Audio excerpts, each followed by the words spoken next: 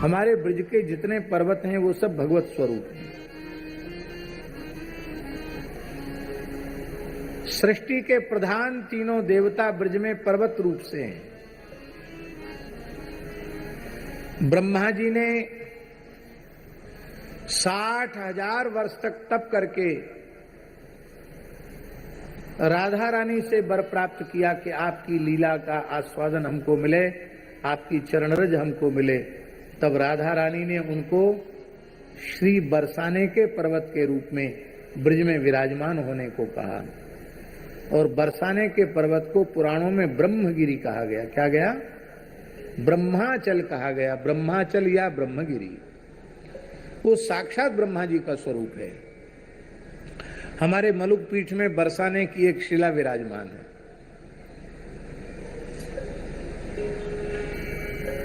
कितनी छोटी है। पंजाब की एक माता, ये बात लगभग 35-40 साल पुरानी होगी। पंजाब की एक माता ब्रज में बड़ा प्रेम रखने वाली माता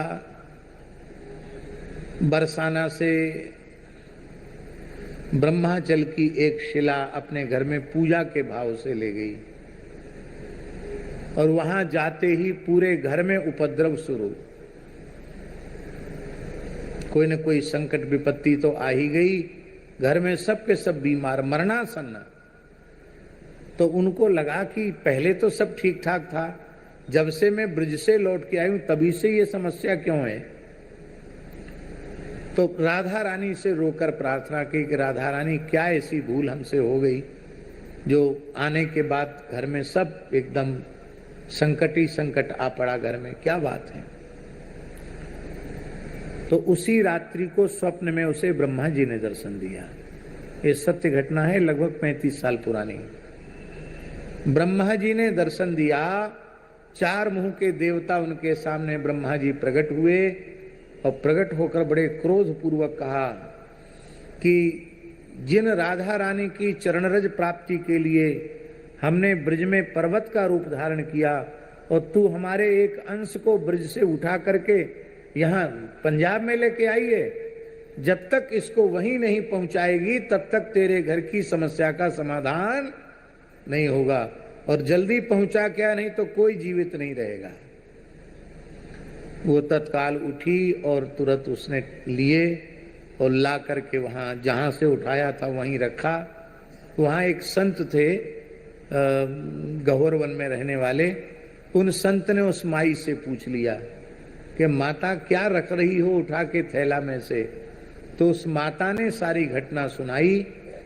तो महात्मा जी बोले जब इन्होंने ब्रह्मा जी ने दर्शन दिया तो ये हमको दे दो, हम पूजा में रखेंगे।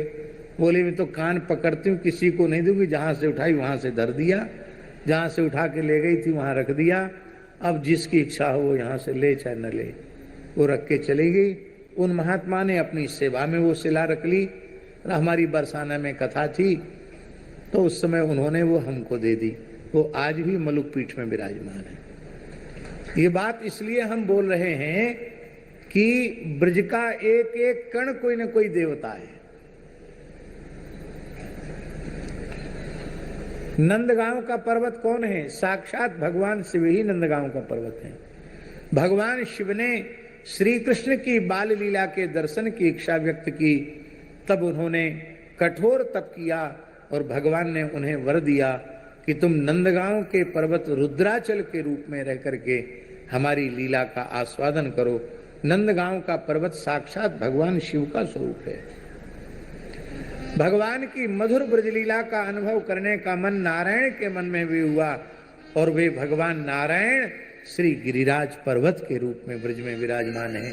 तो ब्रह्मा विष्णु महेश तीनों देवता पर्वत के रूप में विराजमान है।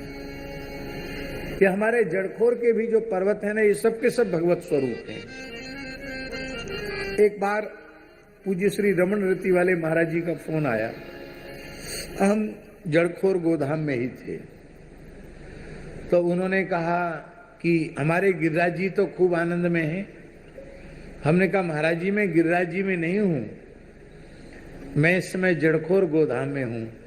तब उन्होंने कहा जड़खोर के जो पर्वत हैं वो भी गिरिराज स्वरूप ही हैं, ऐसे शास्त्रों का प्रमाण उद्धृत करके उन्होंने बताया। ब्रज के सभी पर्वत गिरिराज स्वरूप ही हैं। और अरे बड़े दुख की बात है, ऐसे ब्रज के पर्वतों का भी खनन हो रहा है। आप और चीज तो आप बना लेंगे, लेकिन ये पर्वत जो भगवान की लीला के स्थल हैं, ये नष्ट हो जाएंगे। आप इनको पुनः कैसे निर्मित करेंगे? श्री सीताराम प्रतिदिन सत्संग एवं दर्शन के लिए श्री महाराज जी के ऑफिशियल चैनल को जरूर सब्सक्राइब करें।